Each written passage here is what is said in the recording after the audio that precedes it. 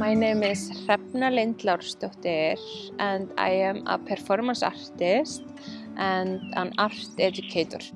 I find what is most important is to be able to get into nature, to connect to yourself and just wander. So in the Human Expansion Station, we are just teaching that, to wander in nature and connect to yourself. And if you connect to yourself, you do care about the environment.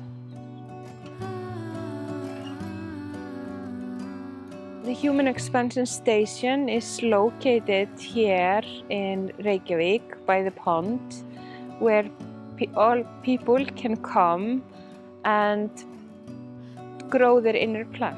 They can come and for stations in rooting, sun-draining, hydrating, repotting and fertilization.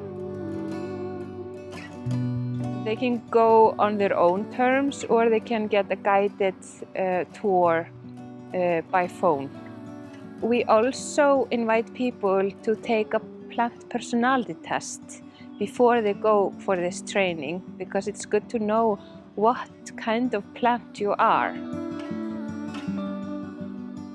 For example, I am a fern, but you can get diagnosed as a fern or as a moss, conifer or a flower.